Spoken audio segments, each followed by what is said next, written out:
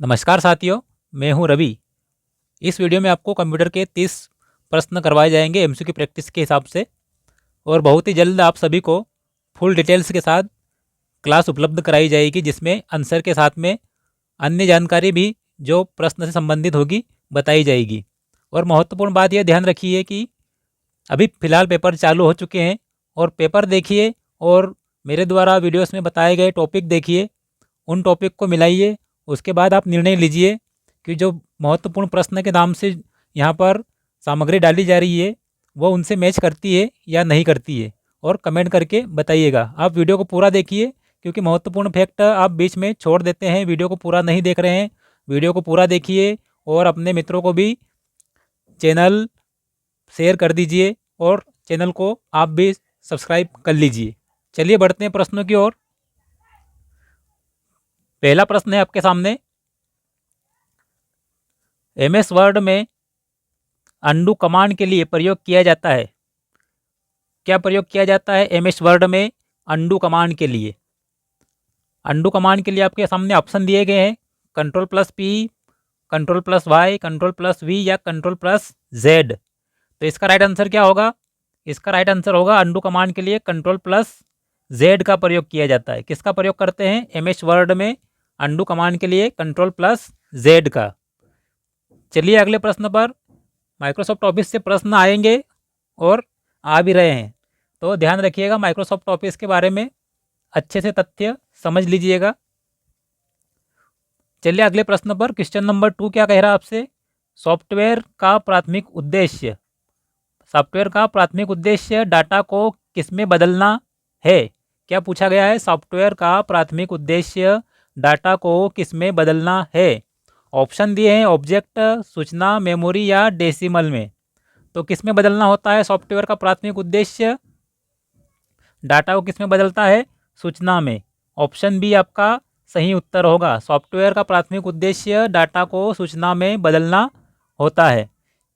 चलिए question number 3 पर आ जाइए साथियों। क्वेश्चन नंबर 3 है, हेल्प मेनू, हेल्प मेनू या हेल्प मेन्यू उपलब्ध होता है। ये पूछा गया है कि हेल्प मेनू कहाँ उपलब्ध होता है या किस बटन पर उपलब्ध होता है। ऑप्शन दिए गए, स्टार्ट, डिलीट, स्क्रीन सेवर या इनमें से कोई नहीं। तो इसका राइट आंसर क्या होगा आपका? इसका राइट आंसर होगा स्टार्ट बटन पर। कहाँ पर उपलब्ध होती है आपको हेल्प मेन्यू? स्टार्ट बटन पर। चलिए अब क्वेश्चन नंबर 4 पे चलते हैं। क्वेश्चन नंबर 4 है आपके सामने, कंप्यूटर की संपादन क्षमता मापने की इकाई होती है। कंप्यूटर की संपादन क्षमता मापने की इकाई होती है। पूछा गया है कंप्यूटर की संपादन क्षमता, इस तरह से पूछ सकते हैं प्रश्न कि कंप्यूटर की संपादन क्षमता किस में मापी जाती है, किस इकाई में मापी जाती है। ऑप्शन क्या है? बीपीएस, हर्ट्ज, एमआईपीएस या सेकंड। तो किस में मापते हैं कंप्यूटर की संपादन क्षमता, परफॉर्मेंस कैपेसिटी? तो ये मापते हैं एमआईपीएस। किस में मापते हैं साथियों? एमआईपीएस में। एमआईपीएस में मापी जाती है कंप्यूटर की संपादन क्षमता। आप एमआईपीएस का फुल फॉर्म क्या होता है पूर्ण रूप कमेंट करके बताइएगा, क्योंकि पूछे जाते हैं फुल फॉर्म परीक्षाओं में। अगला प्रश्न है आपके सामने।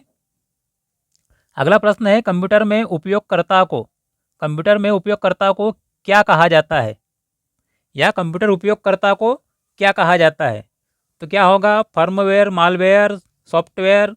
ये तो नहीं होंगे। यहाँ पर होगा आपका आंसर ह्यूमन वेयर। क्या कहते हैं? Human ware. कौन होता है ह्यूमन वेयर? कंप्यूटर में उपयोगकर्ता या कंप्यूटर का उपयोगकर्ता। फर्मवेयर, मालवेयर, सॉफ्टवेयर, ये क्या होते हैं? आप कमेंट करके बताइए तीनों के बारे में। चलिए अगले प्रश्न पर। अगला प्रश्न है, अभी मैं आपसे कमेंट मांग रहा हूँ, लेकिन अगली क्लास बहुत जल्द आपके लिए लेके आएंगे, जिसमें आपको ये जो ऑप्शन दिए हैं इन ऑप्शनों के बारे में भी पूरा बताया जाएगा कि ये क्या चीज़ें हैं जो ऑप्शन में आपको मिलेगी, उनको भी समझाया जाएगा पूरी तरह से। तो चलिए देखते हैं क्वेश्चन नंबर 6। क्वेश्चन नंबर 6 है, इनमें से कौन सा इंटरनल मेमोरी डिवाइस है? क्या पूछा गया है? इनमें से कौन सा इंटरनल मेमोरी डिवाइस है? डीवीडी, हार्ड डिस्क, सीडी या पेन ड्राइव? तो इंटरनल डिवाइस कौन सा होगा? हार्ड डिस्क होगा। कौन सा होगा? हार्ड डिस्क, क्योंकि ये कंप्यूटर में फिट रहती है, इंटरनल डिवाइस होती है, और डीवीडी, सीडी और पेन ड्राइव हम अलग से लगाते हैं, इसलिए ये क्या हो जाएगी, एक्सटर्नल हो जाएगी। आगे बढ़िए, अगला प्रश्न है आपके सामने, वर्ड में डिफ़ॉल्टर जूम, वर्ड पूछा गया है एमएस वर्ड में डिफ़ॉल्टर जूम या वर्ड फाइल में डिफ़ॉल्टर जूम कितने प्रतिशत पर सेट रहता है, कितने प्रतिशत पर रहता है साथियों सेट, ये पहले से सेट रहता है कितने पर, 100% पर, 100% सेट रहता है कौन, डिफ़ॉल्टर जूम, किसमें, वर्ड में। चलिए अगले प्रश्न पर, क्वेश्चन नंबर 7 पर साथियों, क्वेश्चन नंबर 7 आपके सामने आया है कि फाइल ओपन करने के लिए, यहाँ पर शॉर्टकट की पूछी गई है, फाइल ओपन करने के लिए कौन सी शॉर्टकट कुंजी या शॉर्टकट की उपयोग की जाती है या किस की का उपयोग किया जाता है, शॉर्टकट की का फाइल ओपन करने के लिए। तो इसका राइट आंसर क्या होगा, Ctrl+P, M, O या V। तो इसका राइट आंसर होगा Ctrl+O, Ctrl+O द्वारा फाइल ओपन करने के लिए उपयोग की जाती है। तो क्या होगा शॉर्टकट की फाइल ओपन करने के लिए, Ctrl+O, Ctrl+O होगा आपका सही उत्तर। चलिए अगले प्रश्न पर, अगला प्रश्न है एप्लीकेशन, एप्लीकेशन से कॉपी किया गया डाटा स्टोर किया जाता है, या यूँ कहें कि एप्लीकेशन से कॉपी किया गया डाटा कहाँ स्टोर किया जाता है, ऐसा प्रश्न भी हो सकता है, प्रश्न कैसे भी घुमा फिरा कर पूछ सकते हैं। तो अपना प्रश्न क्या है यहाँ पर, एप्लीकेशन से कॉपी किया गया डाटा कहाँ स्टोर या डाटा स्टोर किया जाता है। तो ऑप्शन क्या होगा, इस आपके सामने 4 ऑप्शन है, रिसाइकल, क्लिप बिन, क्लिप बोर्ड, ईमेल बॉक्स या उपरोक्त सभी। तो इसका राइट आंसर क्या होगा, कहाँ स्टोर करते हैं कॉपी किया गया डाटा, क्लिप बोर्ड में स्टोर होता है, जिसे हम बाद में पेस्ट कर सकते हैं ज़रूरत के हिसाब से।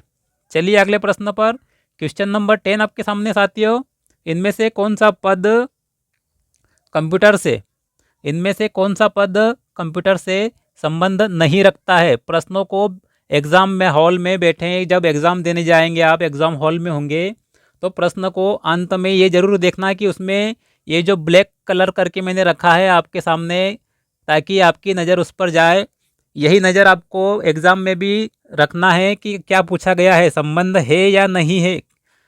इसलिए प्रश्न में एक शब्द भी आपके आंसर को गलत कर सकता है, इसलिए प्रश्न को अंत तक जरूर पढ़ें, और एक नहीं 2 बार पढ़ें आखिरी तक, क्योंकि अंत में ही प्रश्न घूम फिर जाता है जरा सी बात पर। तो इसका आंसर क्या होगा, ऑप्शन देख लीजिए, CPU कंप्यूटर संबंध रखता है, हाँ, मेमोरी भी है, मदरबोर्ड भी है, लेकिन ये जो ऑक्सिन दिया है इसका संबंध कंप्यूटर से नहीं है। ऑक्सिन क्या है, ऑक्सिन एक हार्मोन है, और किसका हार्मोन है, प्लांट का है या मनुष्य मानव का, तो कमेंट करके बताइए। चलिए अगले प्रश्न पर आइए, क्वेश्चन नंबर 11 पे चलते हैं। यहाँ पर आपसे एक्सटेंशन पूछा गया है किसका, माइक्रोसॉफ्ट एक्सेल की फाइलों का, माइक्रोसॉफ्ट एक्सेल की फाइलों का एक्सटेंशन क्या होता है। एक्सटेंशन पूछा है किसका, माइक्रोसॉफ्ट एक्सेल की फाइलों का। तो क्या होगा, .ppt, .xlsx या .docs या .com। तो क्या होगा साथियों, PPT होता है प्रेजेंटेशन फाइल का, डॉक्स होता है डॉक्यूमेंट का, यहाँ पर C आएगा। अगर ऑप्शन ठीक करें तो इसको हम C कर सकते हैं, लेकिन जो भी है छोड़ दीजिए। .com किस में होते हैं, किसी भी वेबसाइट के एड्रेस में, कॉमर्शियल साइट को क्या कहते हैं, .com हो तो वो क्या होती है, कॉमर्शियल होती है। .edu हो तो एजुकेशन होती है। इस टाइप से ये होते हैं एक्सटेंशन। तो यहाँ पर आपसे पूछा गया है कि माइक्रोसॉफ्ट एक्सेल का, तो क्या होगा, .xlsx, ऑप्शन बी आपका सही उत्तर होगा। ये किसका एक्सटेंशन है, माइक्रोसॉफ्ट एक्सेल का। चलिए अगले प्रश्न पर, अगला प्रश्न है, भारत में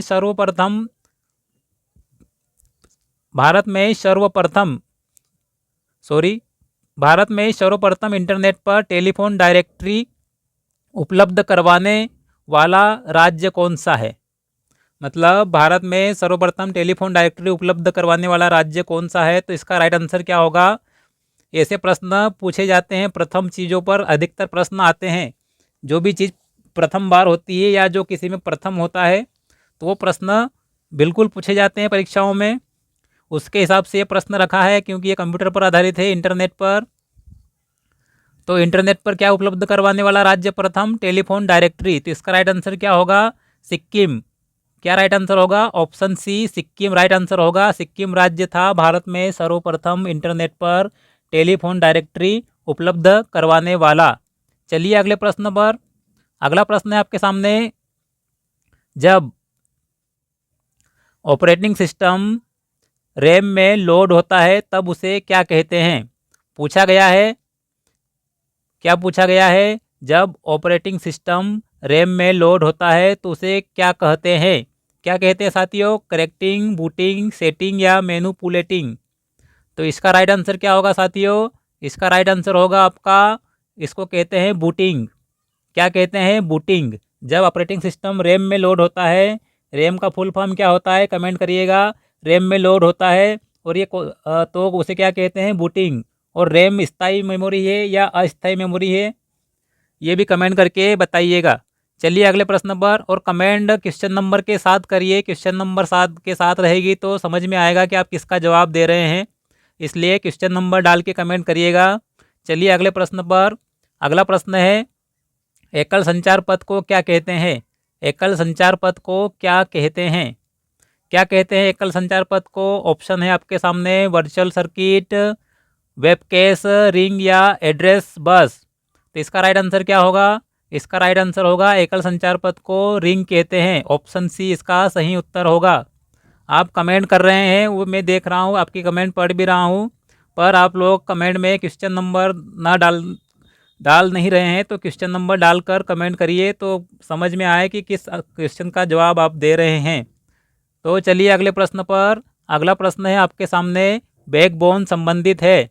बैकबोन संबंधित है, किससे संबंधित है? ये थोड़ा इजी क्वेश्चन लगेगा आपको। किससे संबंधित है? ये बैकबोन संबंधित है किससे? इंटरनेट। इंटरनेट से संबंधित है बैकबोन। इंटरनेट को बैकबोन भी कहा जाता है, किसका? कंप्यूटर का या नेटवर्क का। चलिए आगे बढ़िए। स्कैनर स्कैन करता है। पूछा गया है कि स्कैनर क्या क्या स्कैन करता है। ऐसा प्रश्न भी हो सकता है कि स्कैनर क्या क्या स्कैन करता है। ऑप्शन दे दिए जाएंगे आपको, पर यहाँ पर प्रश्न कैसा है आपके सामने? स्कैनर स्कैन करता है।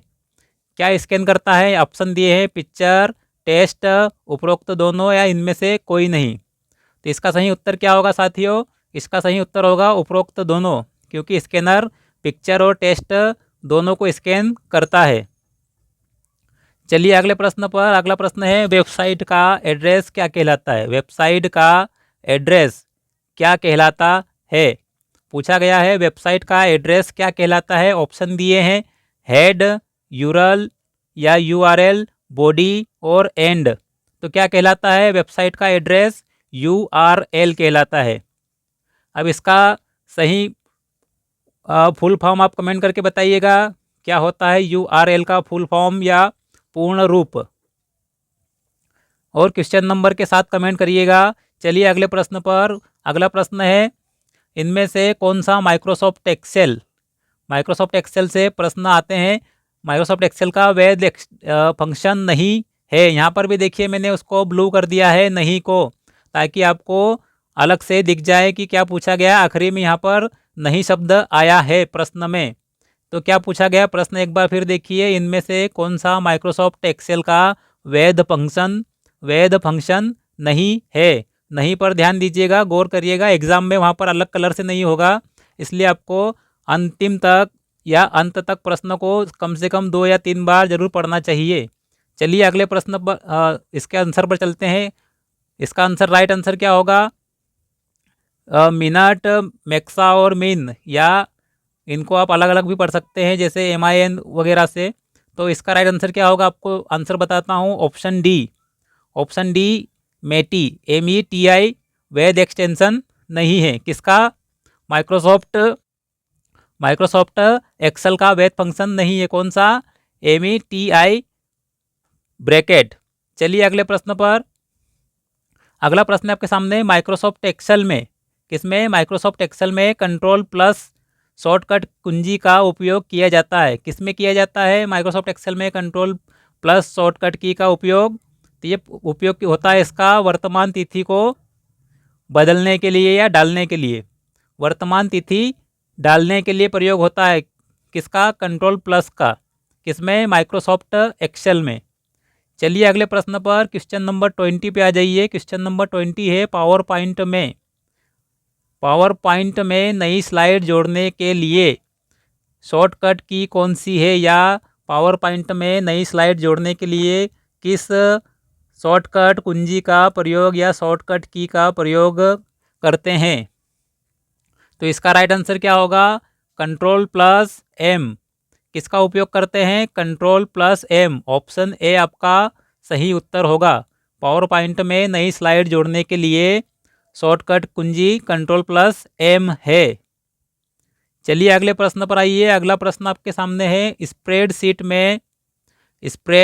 में प्रत्येक बॉक्स को क्या कहते हैं? क्या पूछा गया है? स्प्रेडशीट में प्रत्येक बॉक्स को क्या कहते हैं? ऑप्शन क्या है? रिकॉर्ड, फील्ड, सेल, या इनमें से कोई नहीं। तो इसका राइट आंसर क्या होगा साथियों? इसका राइट आंसर होगा आपका सेल। ऑप्शन सी इसका राइट आंसर होगा। क्या होगा? स्प्रेडशीट में प्रत्येक बॉक्स को सेल कहते हैं। सेल कहा जाता है स्प्रेडशीट में प्रत्येक बॉक्स को। चलिए क्वेश्चन नंबर 21 पर, कर्सर के दाहिने शब्द को, यहाँ पर मैंने इसको ब्लैक कर दिया है ताकि अलग अलग आपको दिख जाए। कर्सर के दाहिने शब्द को समाप्त करने के लिए उपयोग होने वाली कुंजी, क्या उपयोग होने वाली कुंजी कौन सी है, या शॉर्टकट की कौन सी है उपयोग होने वाली? कर्सर के दाहिने शब्द को समाप्त करने के लिए उपयोग होने वाली कुंजी कौन सी है? तो दाहिने शब्द को समाप्त करने के लिए कुंजी कौन सी है? Control plus delete. Control plus delete का उपयोग करते हैं किसमें? कर्सर के दाहिने शब्द को समाप्त करने के लिए। चलिए अगले प्रश्न पर आइए। अगला प्रश्न आपकी स्क्रीन पर है, कंप्यूटर नेटवर्क बनाने के लिए न्यूनतम कितने कंप्यूटरों की आवश्यकता होती है? क्या पूछा गया है? कंप्यूटर नेटवर्क बनाने के लिए न्यूनतम कितने कंप्यूटरों की आवश्यकता होती है? तो न्यूनतम कितने कंप्यूटर होने चाहिए ताकि कंप्यूटर नेटवर्क बना सके? तो हमें चाहिए 2 कंप्यूटर। कम से कम 2 कंप्यूटर या मिनिमम 2 कंप्यूटर चाहिए कंप्यूटर नेटवर्क बनाने के लिए। चलिए क्वेश्चन नंबर 24, भारत में प्रथम कंप्यूटर कहाँ स्थापित किया गया था? क्या पूछा गया है? भारत में प्रथम कंप्यूटर कहाँ स्थापित किया गया था? तो इसका राइट आंसर क्या होगा? इसका राइट आंसर होगा कोलकाता। कोलकाता में कहाँ पर? भारतीय सांख्यिकी संस्थान में स्थापित किया गया था, कोलकाता में। या इंडियन स्टैटिस्टिकल इंस्टीट्यूट, ये भी दिया जा सकता है। इंडियन स्टैटिस्टिकल इंस्टीट्यूट या भारतीय सांख्यिकी संस्थान, ये दोनों नाम है हिंदी और इंग्लिश में। और शहर कौन सा है जहाँ स्थापित किया गया था? तो वो है कोलकाता। और राज्य कोलकाता किस में आता है? कमेंट करके बताइएगा। चलिए अगले प्रश्न पर, और ये किस वर्ष स्थापित किया गया था ये भी आपको पता होना चाहिए। अगला प्रश्न है क्वेश्चन 25, इनमें से कौन सा प्रस्तुतिकरण सॉफ्टवेयर नहीं है? फिर मैंने यहाँ पर ब्लैक कर दिया है शब्द को नहीं। क्या पूछा गया है? इनमें से कौन सा प्रस्तुतिकरण सॉफ्टवेयर या प्रेजेंटेशन सॉफ्टवेयर नहीं है? तो कौन सा है जो प्रेजेंटेशन सॉफ्टवेयर नहीं है? वो है माइक्रोसॉफ्ट एक्सेस। ये प्रेजेंटेशन सॉफ्टवेयर नहीं है। स्लाइड शार्क, पावर पॉइंट और ओपन ऑफिस इम्प्रेस, ये तीनों प्रेजेंटेशन सॉफ्टवेयर है, मगर माइक्रोसॉफ्ट एक्सेस क्या है? ये प्रेजेंटेशन सॉफ्टवेयर नहीं है। तो उत्तर क्या हो जाएगा? Option C. चलिए अगले प्रश्न पर, सिंटैक्स एरर, क्या पूछा गया? सिंटैक्स एरर इनमें से किसके द्वारा निश्चित किया जाता है? सिंटैक्स एरर पूछा गया है। सिंटैक्स एरर को किसके द्वारा निश्चित किया जाता है? तो किसको निश्चित करता है सिंटैक्स एरर को? तो इसका उत्तर होगा कंट्रोल यूनिट। कंट्रोल यूनिट क्या करता है? सिंटैक्स एरर को निश्चित करता है। तो सही उत्तर क्या है आपका? Option C, control unit. अगले प्रश्न पर आइए। अगला प्रश्न है, कंप्यूटर का कौन सा भाग नर्व सिस्टम कहलाता है? क्या कंप्यूटर का कौन सा भाग नर्व सिस्टम कहलाता है? तो इसका राइट आंसर भी क्या होगा आपका? Control unit. कंट्रोल यूनिट को क्या कहते हैं? कंप्यूटर का नर्व सिस्टम भी कहते हैं। किसको कहते हैं नर्वस सिस्टम कंट्रोल यूनिट को। ऑप्शन सी सही उत्तर है। क्वेश्चन नंबर 28 पे आइए। सी शार्प को प्रदर्शित किया जाता है, यहाँ पर साइन पूछा गया है कि सी शार्प को प्रदर्शित करने के लिए किस साइन का या किसका उपयोग किया जाता है। किससे प्रदर्शित करते हैं सी शार्प को, तो ये आपका आंसर होगा सी हैशटैग। ऑप्शन ए सही उत्तर होगा। सी हैशटैग के द्वारा प्रदर्शित करते हैं किसको, सी शार्प को। और सी शार्प क्या है कमेंट करके ज़रूर बताइएगा, सी शार्प क्या है कमेंट करिएगा। अगले प्रश्न पर आइए। Second last question. Basic computer भाषा का विकास किया गया था। क्या पूछा गया है, बेसिक कंप्यूटर भाषा का विकास किया था या किसके द्वारा किया गया था, या बेसिक कंप्यूटर की भाषा का विकास किसने किया है। तो किसने किया है बेसिक कंप्यूटर भाषा का विकास, यह आपका उत्तर होगा जॉन जी केमी। किसने किया है बेसिक भाषा का विकास, जॉन जी केमी ने। ऑप्शन सी आपका सही उत्तर होगा। चलिए अगले प्रश्न पर आइए। एक्सेल वर्कबुक इनमें से किसका संग्रह है। ऑप्शन एक्सेल वर्कबुक इनमें से किसका संग्रह है, पूछा गया है एक्सेल वर्कबुक इनमें से किसका संग्रह है। ऑप्शन है आपके सामने फार्मूला बार का, वर्कशीट का, एड्रेस का, स्लाइड ऑफ का। तो सही आंसर क्या होगा आपका, किसका एक्सेल वर्कबुक किसका संग्रह है, वर्कशीट का। ऑप्शन बी आपका सही उत्तर होगा। किसका संग्रह है, एक्सेल वर्कबुक वर्कशीट का। चलिए दोस्तों 30 प्रश्न पूरे हो चुके हैं आज के। इसी तरह के और प्रश्न आपको मिलते रहेंगे और अगली क्लास बहुत जल्दी आपके लिए ऐसी आएगी जिसमें आपको सारे ऑप्शन भी समझाए जाएंगे और किस चीज़ के बारे में पूछा गया है ये भी आपको डिटेल में बताया जाएगा। ठीक है, आज की क्लास समाप्त करते हैं। जय हिंद साथियों।